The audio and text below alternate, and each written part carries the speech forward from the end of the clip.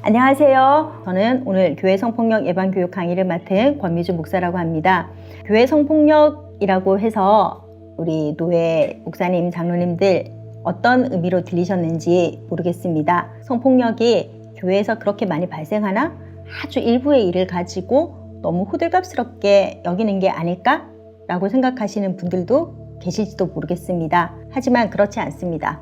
성폭력은 지금도 많은 숫자가 일어나고 있고, 사실은 숫자의 많고 적음의 문제가 아니라 한 명이라도 피해자가 발생한다면 그 피해자의 일생을 망가뜨릴 수 있는 굉장히 큰 상처를 남기는 범죄이기 때문에 한 명의 피해자도 발생시키지 않기 위해서 우리가 어떤 노력을 기울여야 할 것인가에 대해서 굉장히 중요한 과제라고 생각이 됩니다. 놀랍게도 전문 직군별 성폭력 범죄 검거 인원수를 살펴보면은 1위가 의사였고요. 2위가 종교인입니다. 물론 종교인 안에는 목사, 또 신부님, 스님, 이런 종교 지도자들이 다 포함되어 있긴 하지만은 굉장히 많은 수의 종교인, 그 종교인 안에는 개신교 목사님들도 굉장히 많을 거라고 생각이 됩니다. 따라서 우리가 성폭력 문제를 오늘 같이 생각하는 것은 내가 또 내 주변에 내 친구 목사, 교회 지도자들은 절대 그런 일을 할 사람이 아니야 라고 생각할지 모르지만은 우리 인간에게 절대라는 건 없다고 생각을 합니다. 어떻게 우리가 이 교회 성폭력의 특성이 무엇인지를 알고 관심을 기울이고 어떻게 예방할 건가에 대해서 깊이 생각해보고 들어보고 주의할 때에 우리 모두 가해자도 되지 않고 피해자도 되지 않을 수 있으리라 생각을 합니다. 그런 의미에서 오늘 교회 성폭력 이야기를 시작을 하려고 합니다. 가족들한테 아예 얘기 못하다가 일주일 동안 꽁꽁 참고 있다가 내가 굳이 이런 일까지 당해가면서 뭐하러 살아야 되지 하는 생각을 했었어요. 죽으려고 했던 날이 비 오는 날이었어요. 저한테 일어났었던 일은 미성년이었기 때문에 누가 잘했고 잘못했고를 얘기할 수 있는 그런 아예 문제가 아니라고 생각해서 저는 문제 제기를 했는데, 그리고 문제 제기를 한 그 사람들이나 그 피해자들은 그 교회에서는 다 이상한 여자들로 돼 있어요. 힘들어서 기댈 곳이 필요해서 교회에 간 거였는데 그 마음을 어떻게 보면 목사들이 이용을 한 거잖아요. 목사들이 이런 일을 계속 저지를 거면 한국에 교회는 없어야 될 것 같아요. 교회 목사가 여성 신도를 대상으로 그루밍 성폭력을 저질렀다는 인천 부평구의 한 교회 김아무개 목사가 최소 10여 명의 학생 신도들과 친밀한 관계를 이용해 그루밍 성폭력 살이 너무 말랑거린다 이런 말들, 그런데 자연스럽게 계속 스킨십의 정도가 높아졌고 거부를 할 때마다 계속 어린아이들을 상대로 성범죄를 벌인 목사들이 왜 이렇게 목회 활동을 계속하고 있는지 교단에서 징계를 안 하고 있었습니다.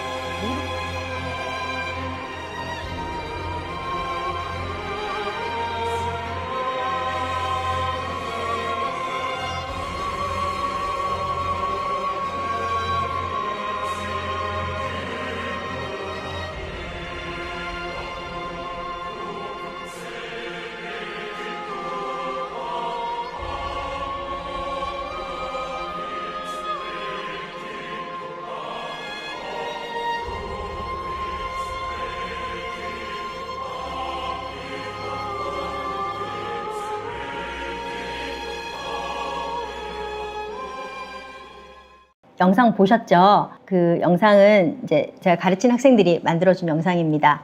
여러 언론에 난 기사들, 또 뉴스에 난 기사들을 모아서 만든 영상인데 굉장히 마음이 아팠습니다. 이처럼 교회 성폭력은 굉장히 드물게 또는 어느 구석에서 일어나고 있는 일회성 사건이 아니라 우리가 몸담고 있는 너무나 사랑하는 하나님의 교회에서 일어나고 있는 어쩌면 숨겨진 일상일 수도 있겠다라는 생각이 듭니다. 그래서 지금부터는 아주 짧지만은 교회 성폭력의 정의, 그리고 교회 성폭력의 특성, 특별히 그루밍 성범죄, 그리고 이 교회 성폭력을 예방하기 위해서 목회자 개인, 또 노예, 교회는 어떤 일들을 하여야 할 것인가를 중점적으로 말씀을 드리려고 합니다.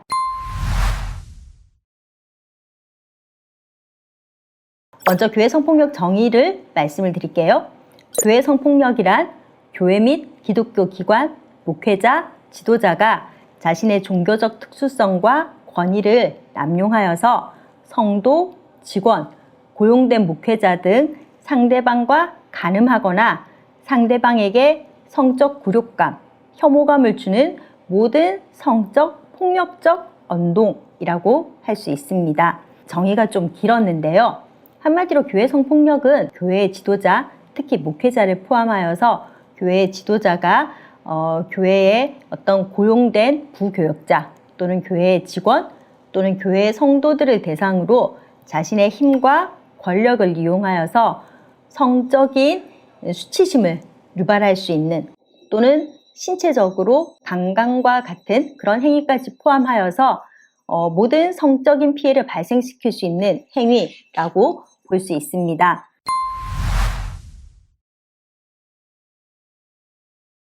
이 교회 성폭력은 여러모로 사회적 성폭력과 다른 특성들을 몇 가지 띠고 있습니다.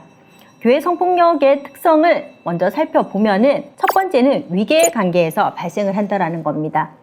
모든 성폭력은 사실은 위계 관계에 의해서 발생을 하게 됩니다.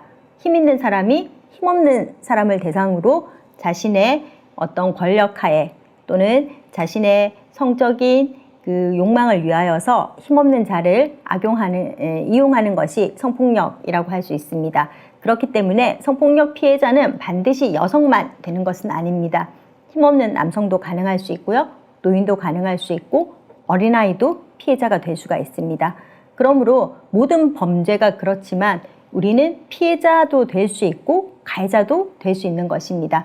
특히 교회 성폭력에서는 담임 목사 또는 청년부 목사, 청년부 리더 이렇게 그 조직에서 그 최고의 어떤 결정권을 가지고 있는 또는 권력을 가지고 있는 이들에 의해서 행해진다라는 특성이 있고요. 두 번째로 교회 성폭력 특성은 영적인 권위라는 장치를 이용해서 이루어지기 때문에 피해자가 자신이 피해자임을 인식하는 데에 굉장히 오랜 시간이 걸린다라는 겁니다. 목회자는 보통 성경의 말씀 또 자신이 목사임을 이용한 어떤 영적인 권위 이런 것들을 가지고 성도에게 다가가게 되고요. 이 성도들은 목회자가 그렇게 다가올 때에 그것을 하나님의 은혜라든가 또는 하나님의 선물로 여기지 나에 대한 피해 또는 성적인 학대라고 여기기 쉽지 않습니다. 그렇기 때문에 굉장히 오랜 시간 동안 목회자는 내가 어떤 하나님의 은혜를 주는 사람으로서 당신에게 다가가고 있다라고 말을 하고 피해자는 그것에 대해서 주의 종을 기쁘게 하는 것이 하나님을 기쁘게 하는 것이다 라는 마음으로 주의 종을 섬기는 마음으로 주의 종이 원하는 대로 행하는 그러한 과정 중에서 성적인 피해, 성적인 학대가 일어나는 것이 교회 성폭력의 특성 중에 하나입니다. 다음으로 살펴볼 수 있는 것은 교회 성폭력은 한 명의 가해자에 의해서 다수의 피해자가 발생한다라는 겁니다. 보통 대부분 제가 오랫동안 상담을 해보면은 한 교회 안에서 가해자는 한 명의 목사 또는 교회 지도자인 경우가 많고요. 피해자가 다수인 경우가 대부분입니다. 그리고 이 피해자는 대부분 한 일회성 또는 1년 내에 이렇게 피해를 입은 것이 아니라 아주 오랜 시간에 걸쳐서 서서히 성적인 피해를, 성적인 학대를 당한 경우가 많이 있습니다. 제가 작년에 또 재작년에 상담한 사례들 중에 그 청년이었는데 중학교 3학년 때부터 자기를 지도하던 전도사님과 친밀한 관계가 되면서부터 이 전도사님이 이 아이를 성적인 관계를 가졌고 결국은 성적인 학대인 거죠. 청년이 될 때까지 계속 유지하였고 그런데 이것이 이 교회 안에서 이 청년뿐 아니라 여러 명의 청년의 피해자가 발생함으로써 수면화된 사건이 있었습니다. 이처럼 교회 성폭력은 한 명의 가해자에 의해서 다수의 피해자가 발생한다는 특징이 있고요. 또 하나 중요한 것은 교회 성폭력은 피해자의 인권이 실종되면서 교회 공동체가 붕괴되기 쉽다라는 특징을 가지고 있습니다. 피해자에 대해서 교회 성폭력 피해가 발생했을 경우에 피해자가 내가 피해를 입었습니다 라고 말을 하게 되면은 대부분 그 피해에 대해서 보호하거나 또는 이 사건을 해결하려고 하기보다 저 아이가 평소에 행실이 어땠어? 저 목사님과 어떤 관계를 가졌어? 저 아이가 평소에 뭐 좋지 않은 그런 언행을 했어. 뭐 어디에 가는 걸 봤어. 이런 식의 피해자를 모욕하거나 피해자의 평소 행실을 문제 삼음으로 인하여서 성폭력 피해라는 문제 자체를 희석시키려고 하는 시도들이 드러나게 됩니다. 교회는 그렇게 될 때에 이 피해자를 옹호하는 쪽, 피해자를 비방하는 쪽, 또는 반대로 가해자가 교육자의 경우 교육자를 옹호하는 쪽, 교육자를 반대하는 쪽, 이렇게 구분이 되면서 교회 공동체 자체가 극심한 혼란에 빠지고 붕괴되는 지경에 이르게 됩니다. 이렇게 교회 성폭력은 단지 가해자와 개인만의 문제가 아니라 전체 교회 공동체를 파괴시키거나 교회 공동체를 분리시킬 수 있을 만큼 불행한 결과를 초래하는 일이기 때문에 이 교회 성폭력은 반드시 없어져야 하는 문제이기도 하고, 또한 우리가 이렇게 예방과 교육에 힘써야 되는 이유가 되기도 한다고 하겠습니다.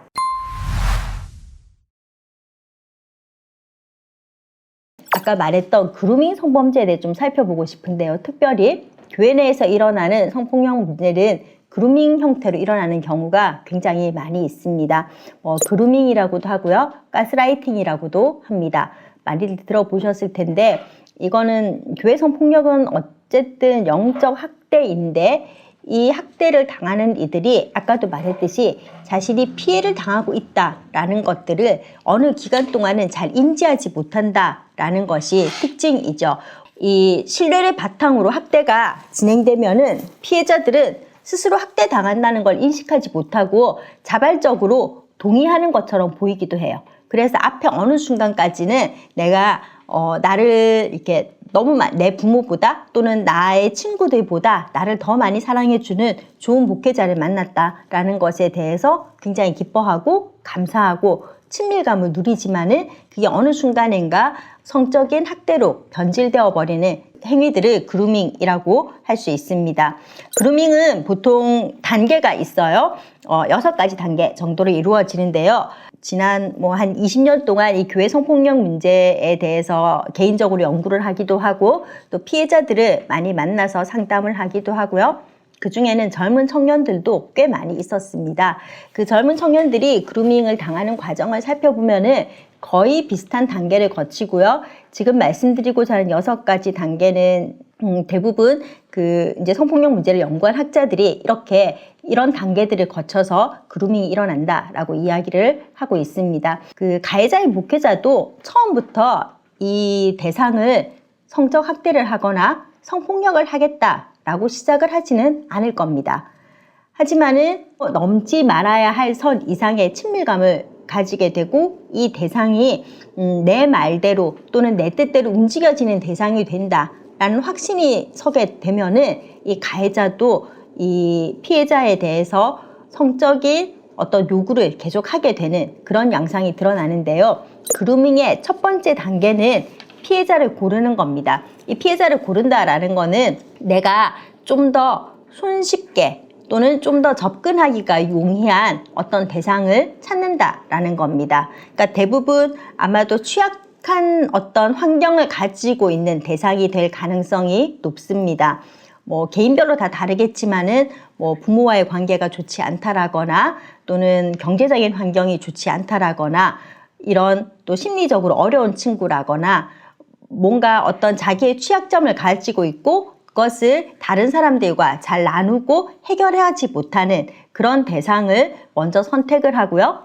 두 번째 단계는 그러한 피해자의 신뢰를 얻기 위해서 관심을 같이 나누고 친분을 만듭니다. 그래서 같이 좋아하는 영화를 같이 본다라든가 계속 용돈을 준다거나 선물을 해준다거나 그런 식으로 아이가 굉장히 감사하게 고맙게 또 안전하게 느낄 수 있는 그런 행위들을 꽤 오랜 시간 동안 하게 되는 거죠. 그리고 3단계가 되면은 이 가해자가 피해자에 대해서 보다 적극적으로 보호자 같은 그런 역할들을 하게 됩니다. 그래서 이 아이가 누구에게도 말하지 못하는 그런 비밀스러운 고민들을 듣게 된다거나 진로 상담을 해주거나 또는 친구들과의 고민, 부모님과의 고민 이런 것들을 들으면서 함께 기도해 주겠다. 내가 해결해 주겠다. 보호자 역할을 자처하면서 굉장한 신뢰를 획득하게 되는 거죠.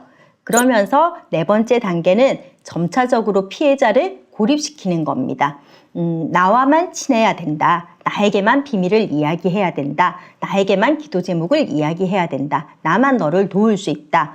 이런 식으로 피해자가 이 가해자만 의존할 수 있도록 어떤 메시지를 계속해서 전달하게 되는 겁니다. 그러면 이 피해자는 이 전도사님 또는 목사님이 나만 좋아하고 나만 예뻐하고 나에게 최고인 분이 되는 거예요.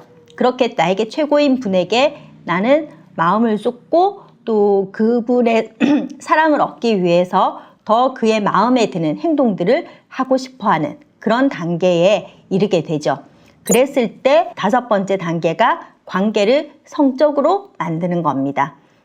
다섯 번째 단계에 가면은 피해자에게 어떤 그 성적인 관계를 요구하면 맨 처음부터 성적인 관계를 요구하지는 않지만은 뭐 손을 잡는다든가 포옹을 한다든가 키스를 한다든가 이런 식으로 스킨십의 어떤 스킨십의 강도를 높여가면서 이 피해자를 안심시키기도 하고 이 스킨십을 하는 이유는 너와 내가 굉장히 친밀하고 두 사람만이 특별한 존재임을 계속해서 인식시키고 그걸 받아들이게 만드는 겁니다. 그리고 그거를 비밀로 유지하게 만들죠. 여섯 번째 단계는 이러한 통제를 유지하는 겁니다. 비밀을 유지하고 이 피해자에게 이걸 외부에 발설했을 경우 입게 될 피해들에 대해서 공포심을 주기도 하고, 계속해서 이 피해자를 고립시킴으로써 자신의 성적인 대상으로 삼게 되는 이러한 단계들을 거치면서 그루밍 성폭력이 일어나게 됩니다. 피해자들은 대부분 이 6단계를 오는 동안에 자신이 성폭력 피해를 당하고 있다라고 생각을 하지 못하게 됩니다. 그리고 이 대부분의 이런 경우에 있어서는 이 사건이 종결되는 것들을 이 피해자가 한 사람이 아니고 다른 피해자가 같은 공동체 안에서 나타나면서 우리가 똑같이 이런 피해를 입었구나. 그랬을 때야 비로소 내가 성폭력 피해자다라는 것들을 인식하게 되는 경우들이 많이 있습니다. 이것은 주로 청소년들, 청년기 친구들에게 많이 일어나는 피해이기도 하지만은 아까도 말씀드렸지만 교회 성폭력이라는 건 목회자의 권위를 이용하는 것이기 때문에 꼭 청년기, 청소년기뿐 아니라 장년 성도에 대해서도 충분히 일어날 수 있습니다. 말씀을 가지고 그에게 접근하고 말씀을 가지고 어떤 목회자의 권위로서 특별한 비밀 관계를 만들고 이랬을 때에 장년 성도를 대상으로도 그루밍 성폭력은 충분히 일어날 수 있는 것이죠. 그렇기 때문에 우리가 교회에서 살펴보아야 될 이런 영적 학대로서 그루밍 성범죄는 굉장히 흔하게 일어나고 있는 일이고 드러나지 않게 일어나고 있는 일일 수 있습니다. 특별히 교회 지도자인 담임 목사님 또 장로님 이런 어른들께서 더 교회에서 그러한 일들이 혹시라도 일어나고 있는지 있지 않은지 눈여겨 살펴보시고 그러한 것들에 대해서 예방책을 마련하셔야 될 필요들이 있다라고 생각이 됩니다.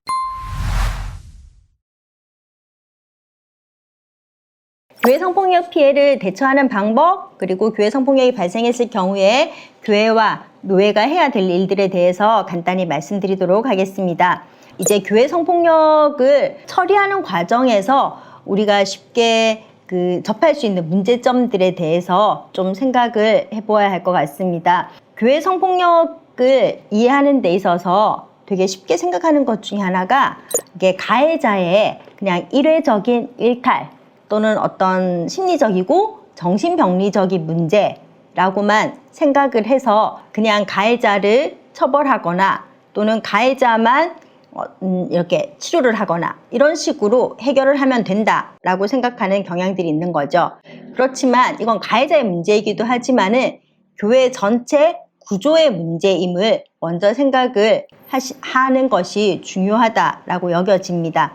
왜냐하면 이 가해 행위가 그 가해자의 어떤 한순간의 비행, 일탈이라고 할지라도 그 가해 행위는 피해자를 평생을 하나님을 떠나게 만들 수도 있고 공동체를 파괴하기도 할 수 있는 너무나 파급력이 큰 범죄이기 때문에 단순히 가해자 한 사람의 어떤 심리적이고 일탈적인 행위로만 용인하기에는 이 문제가 굉장히 심각하다라는 데 있습니다. 그리고 그렇게 가해자를 봤을 때에 우리는 굉장히 쉽게 그 가해자와 피해자 간의 합의, 용서, 화해를 종용하기 쉬운 거죠. 하지만 모든 성폭력 범죄는 피해자의 의도를 존중해야 하고 피해자가 어떤 방식의 해결을 원하는가를 깊이 잘 들어야 합니다. 그런데 교회 성폭력 문제를 처리하는 과정에서 피해자가 잘 드러나지도 않지만 피해자가 교회에, 당회에 이야기했을 때 피해를 인지한다 하더라도 피해자를 잠잠케 하고 피해자로 하여금 오히려 교회를 떠나게 시키거나 또는 이 사건을 그저 덮어두고 무마하고 넘어가는 그런 형태의 처리 과정들을 지금까지는 많이 볼 수 있었습니다. 이것은 굉장히 큰 문제이고 이러한 처리 과정이 아니라 정당하게 피해자를 보호하고 가해자에게는 적절한 처벌을 줄 수 있는 그러한 제도적 장치 또 인식들이 우리 가운데 마련되어야 하는 것이 굉장히 중요하다라고 생각이 됩니다.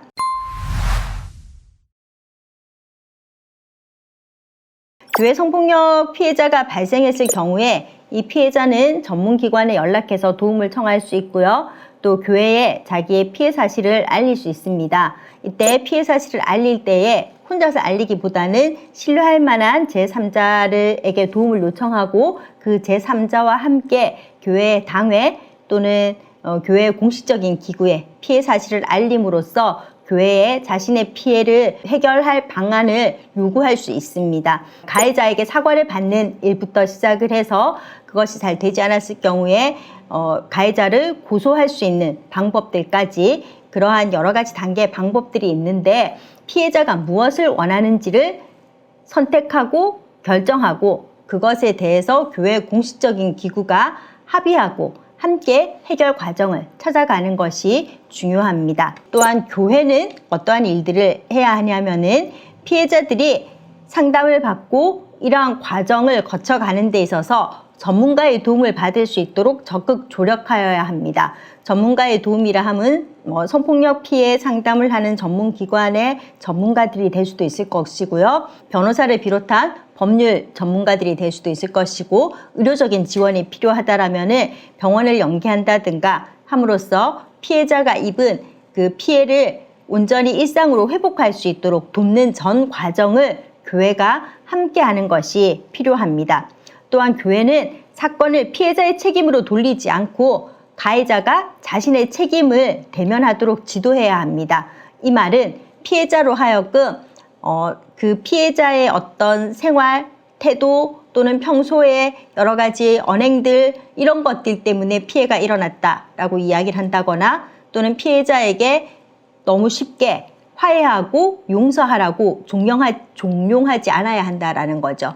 그리고 가해자는 가능하다면은 이 사건이 해결될 때까지 피해자와 만나지 않게 하거나 또는 가해자가 하고 있는 그러한 업무들을 잠깐 중단을 하고 사건이 해결된 이후에 가해자로 하여금 어떠한 처벌을 받을지가 결정이 된 다음에 그 가해자의 어떤 지위를 회복시키거나 또는 가해자에게 어떤 직책을 다시 부과하는 그러한 태도를 취해야 합니다. 너무 쉽게 가해자를 피해자와 만나게 하고 또는 가해자 편에서 한 번만 용서해달라라고 피해자에게 읍소하게 함으로써 아까도 말씀드렸지만 가해자가 대부분 목회자인데 피해자가 그런 이야기들을 들었을 때에 굉장히 망설이게 되고 용서하지 못하거나 화해하지 못하는 것이 또다시 내가 죄를 짓는 것이 아닌가라고 고민하게 만드는 일들을 하지 않도록 교회가 피해자를 보호해야 하고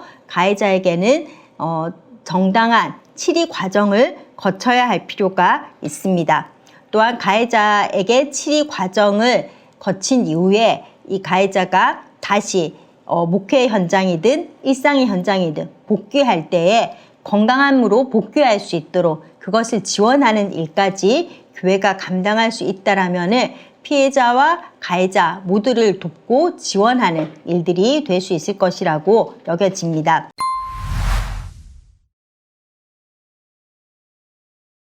다음에 목회자 개인이 해야 될 중요한 일들이 있습니다. 이러한 성폭력 피해를 또는 성폭력 가해를 방지하기 위해서 목회자 또는 교회 지도자가 해야 될 일은 무엇보다 높은 도덕적인 수준을 유지하는 자신의 삶을 살아가는 것, 그것이 중요할 텐데요.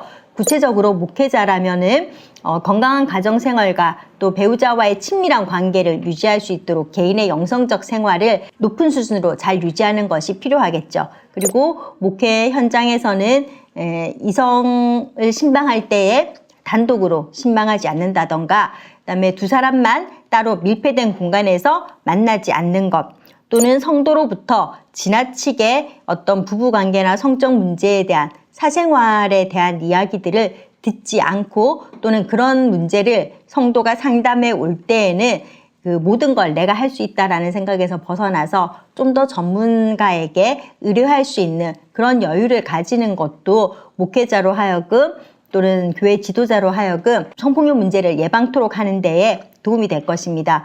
무엇보다 설교 또는 강의 또는 대중 앞에 섰을 때에 농담으로라도 여성 비하적인 발언 또는 성적인 농담, 이런 것들을 자제할 필요가 있습니다. 그 외모적인 발언이나 이런 것들을 너무 쉽게 하게 된다라면 스스로도 성적 윤리에 대해 굉장히 둔감해지는 일들이 되기 때문에 그러한 것들을 자제하고 스스로 탈진, 스트레스 상황들을 잘 해결해 나갈 수 있는 자신만의 방법들을 키워가고 익혀가는 것, 그래서 자기 자신을 영적으로 잘 관리하는 것이 무엇보다 중요하다 할 것입니다.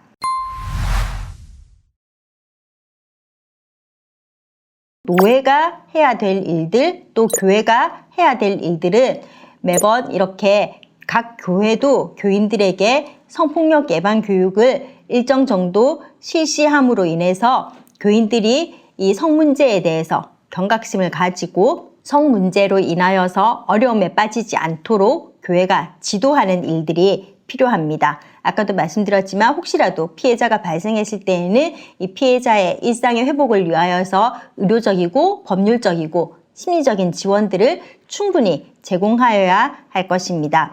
또한 노회는 교회 성폭력 예방 교육 의무 실시, 또 목회자 성윤리 지침 서약서 작성 등에 관해서 총회에서 마련한 지침들이 있습니다. 이러한 지침들을 충분히 인지하고 잘 따르며 또 성폭력으로 신고된 목회자에 대해서는 조사하고 치리하며 또 이 성폭력으로 인하여서 사임한 목사라든가 치리를 받은 목사의 경우 다른 교회 또는 다른 노회로 청빙되어 갈 때에 이 사실을 고지하는 그러한 과정들을 법으로 제정하는 것들이 필요하다라고 생각이 됩니다.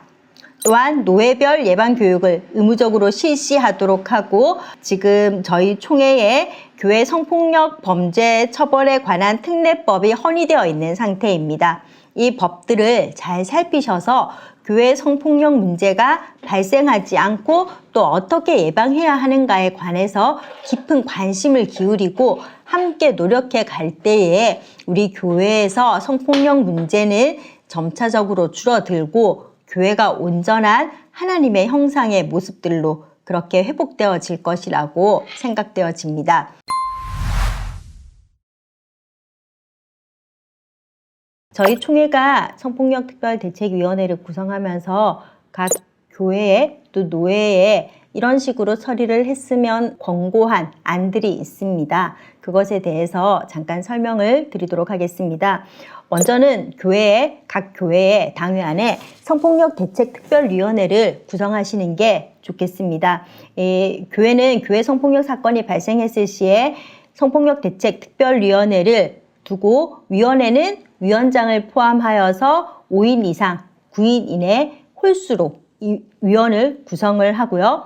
이 위원회의 전문성, 공정성을 확보하려는 노력이 있어야 하고요. 특별히 남성 또는 여성의 비율이 전체 인원의 10분의 7을 초과하지 않도록 구성하시는 것이 필요합니다. 특별히 성폭력 관련 전문가를 위원회 위원으로 외부에서라도 한 명을 함께 구성하셔서 이 성폭력 처리 과정이 제대로 처리가 진행되고 있는가를 함께 살필 필요가 있습니다. 그리고 위원회가 구성이 되고 나면은 이 교회 성폭력 사건이 발생하고 접수가 되었을 때 교회는 피해자와 가해자를 가급적 따로 격리하고 피해자를 우선적으로 보호하는 것이 필요합니다. 그리고 교회는 피해자를 지원하는 심리적, 의료적, 법률적 지원을 계속하여서 진행을 하여야 합니다. 이 피해자는 처음에 이런 사건이 발생했을 때 어떻게 대처를 해야 할지 모르고 자신이 무엇을 해야 할지 모르기 때문에 전문가가 피해자와 함께 상의하면서 피해자가 천천히 차근차근 이 문제를 어떤 방식으로 해결하기 원하는가를 듣고 그 피해자의 요구에 따라서 교회는 위원회 내에서 단계를 거쳐가면서 피해자를 지원할 수 있는 스텝을 진행을 하는 것이 필요하겠습니다. 이 위원회는 피해자의 피해사항, 요구사항을 파악하고 또 진술이나 증거가 있다라면은 이것을 확보하고 가해자를 불러서 가해자를 조사하게 됩니다. 그리고 이 사건을 조사한 것에 대해서 당회에 보고하거나 또는 당회가 없을 경우 재직회, 공동의회 등에 보고할 수 있을 것입니다.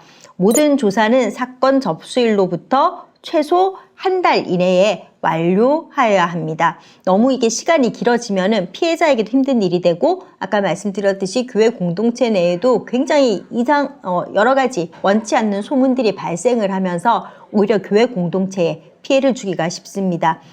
그런 후에 위원회는 진상조사 진행 상황 결과에 대해서 피해자에게 전달을 하고 알려주어야 하고 모든 절차는 피해자 보호와 또 2차 피해 방지를 위해서 신속하게 또 정확하게 진행이 되어야 할 것입니다. 이렇게 진행이 되면은 교회는 가해자를 징계할 수 있습니다. 사실 현행 총회 헌법으로는 딱히 성폭력 범죄 가해 교역자에 대해서 그 범죄에 대해서만 치리할 수 있는 법은 지금 현재로서는 없기는 합니다. 저희가 105회기 그 총회에 이런 치리에 관한 법을 청원을 한 상태이긴 하지만 아직 통과가 되진 않았는데요. 이런 문제가 발생했을 경우에 또한 가해자가 누구인지를 알았을 경우에 이 징계 수위를 결정을 하여야 하는데 가해자가 목사인 경우, 전도사인 경우, 장로일 경우 이런 경우들에 따라서 지금 현재 교회가 정하고 있는 법률에 따라서 징계를 결정하고 이를 당회 또는 공동의회, 재직회 등에 보고함으로써 공식적인 절차를 마무리하고 징계 결과를 당사자에게, 가해자에게 알리게 됩니다. 그리고 가해자에게 징계 결과를 집행을 하게 되고요. 이 교회는 이 사건이 처리된 전 과정을 노회에 보고하여야 합니다. 우리 모든 교회 헌법이 그렇지만 개교회는 노회의 지도 감독을 받게 되어 있기 때문에 노회에 보고함으로써 이 사건은 종결이 될 수 있습니다. 그래서 각 노회 또 교회는 이 교회 성폭력 사건이 어떻게 진행되는가를 특별히 유념해서 기억을 하시고 이러한 사건이 발생했을 시 위원회를 구성해서 이 사건을 전체적으로 처리하고 종결할 수 있기를 총회가 강력하게 권고하고 있고 또 이 전체 과정에 대해서 총회에 문의하고 질의함으로써 진행을 할 수 있기 때문에 혹시 도움이 필요하실 시는 총회에 문의함으로써 이 사건이 무야무야 넘어가는 것이 아니라 반드시 피해자를 보호하고 가해자에게는 적절한 징계와 그 위에 회복의 과정을 거칠 수 있는 것을 교회가 마련해 주는 것이 필요하다고 생각이 됩니다. 지금까지 짧은 시간 동안 교회 성폭력 문제에 대해서 살펴서 말씀을 드렸는데요. 우리가 이 교회 성폭력 문제는 서두에도 말씀드렸듯이 하나님의 형상을 입은 인간에게 가할 수 있는 가장 참혹한 범죄 중에 하나라고 생각이 됩니다. 그 대상은 단순히 여성만이 아닙니다. 아이일 수도 있고 힘이 없는 남자일 수도 있고 또는 힘이 없는 노인일 수도 있습니다. 여성과 남성의 문제라기보다 힘을 가진 자가 어떻게 힘이 없는 자에 대해서 더 많이 보살피고 사랑으로 함께 연대할 것인가에 대한 질문이며, 이 질문에 대해서 올바른 답을 하지 못하고 자기의 잘못된 정욕들을 채우기 위해서, 또는 자기의 잘못된 힘들을 더 키워나가기 위해서 상대방을 성이라는 아주 은밀하고 개인적인 하나님이 주신 선물을 가지고 착취하는 행위야말로 하나님께서 가장 싫어하시고 또한 우리에게 경고하시는 범죄일 거라고 생각을 합니다. 부디 우리 노예 장로님들 또 목사님들께서 이 성폭력 범죄의 심각성을 인지하시고 이 교회 성폭력 문제를 예방하기 위해서 함께 힘을 모으신다면 우리 교단이 또 우리 각 교회가 성폭력에서 안전하고 오히려 교인들을 하나님의 형상으로 함께 성화시켜 나가는 데에 충분히 동참할 수 있는 귀한 모습들이 되리라 생각합니다. 지금까지 강의를 들어주셔서 감사합니다.